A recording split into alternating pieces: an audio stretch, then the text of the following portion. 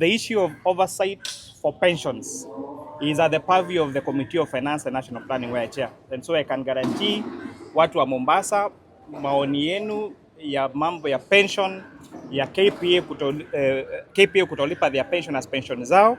Tukimaliza hii maneno ya budget, tutaweza kuwaita the stakeholders ambao wako katika hiyo maneno ya pension ili tujue sababu gani hawa wafanyakazi wa port hawajalipwa pension zao. Wakazi wa kaunti ya Mombasa leo wameibua masuala mbalimbali wakati wa zoezi la ushirikishwaji wa umma kuhusu mswada wa fedha wa mwaka 2026 lililofanyika katika ukumbi wa kijamii wa Tononoka. Mkutano huo ulihudhuriwa na mwenyekiti wa kamati ya fedha na mipango ya kitaifa katika bunge la taifa, Kuria Kimani, ambaye alijibu maswali na maoni yaliyotolewa na wananchi kuhusu vipengele mbalimbali vya mswada huo. Finance bill imekuwa tangu 1963. Kama mnakumbuka hapo awali ndio mlikuwa unasikia minister anaamka anasema kutoka kesho bei ya mkate itapanda na shilingi 2. Bei ya mafuta itapanda.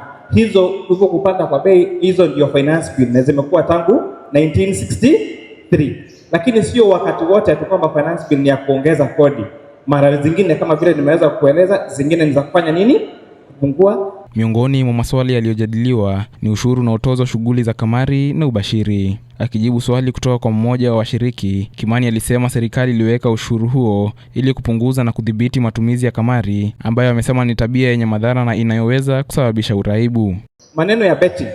In fact, kama hii sheria itapita vile ilivyo, hizo taxes za betting zinaongezwa by another 20%.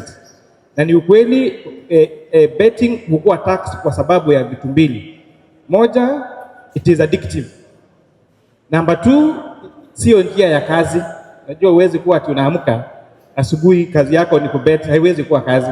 Kwa hivyo inawekwa tax ya juu ili kudiscourage watu kufanya hiyo betting. Ndio maana unapata ukiwekelea unakatwa tax. Ukipata unawekwa nini? Tax. Aidha, suala la kucheleweshwa kwa malipo ya pensheni kwa wafanyikazi waliostaafu na mamlaka ya bandari Kenya liliibuliwa. Mmoja wa wananchi alieleza kuwa baadhi ya wastaafu wa KPA hulazimika kusubiri kwa muda mrefu kabla ya kupokea mafao yao, huku wengine wakifariki dunia kabla ya kulipwa. Na mimi kitu ambacho kimenifanya nije hapa mbele yako mimi nakuita kama mwakilishi wetu. Kuna wazee wetu wana pensheni zao mpaka wamekufa mpaka kesho. Toka ni bandari mpaka sasa hawajalipwa wazee wetu, na hii huwa tunafanya mpaka maandamano, na wewe kama mbunge wayajua. Sasa ukija hapo kutuambia hivyo, sisi kama wakazi wa Pwani watutonesha vidonda. Wazee wamekufa, pesa zao za KPA pensions hawajalipwa leo miaka mingapi? Akijibu hoja hiyo, Kimani alisema hakuwa na taarifa kuhusu ucheleweshaji huo wa malipo ya pensheni kwa wastaafu wa KPA. Hata hivyo, aliwahakikishia wananchi kuwa atafuatilia swala hilo baada ya mchakato wa mswada wa fedha kulalamika ili kubaini chanzo cha tatizo na kuhakikisha linapatiwa ufumbuzi. The issue of oversight for pensions is at the purview of the Committee of Finance and National Planning where I chair. And so I can guarantee watu wa Mombasa, maoni yenu ya mambo ya pension ya KPA kutolipa their pension as pension zao.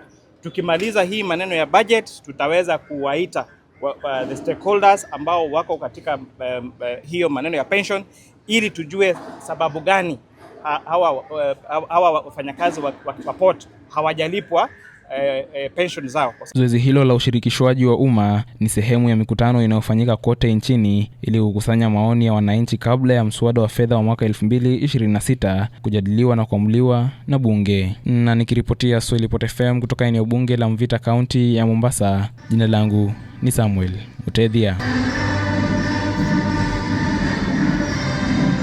Swahili inatuleta pamoja ndani ya Swahili Pot FM 91.7. Marhaba.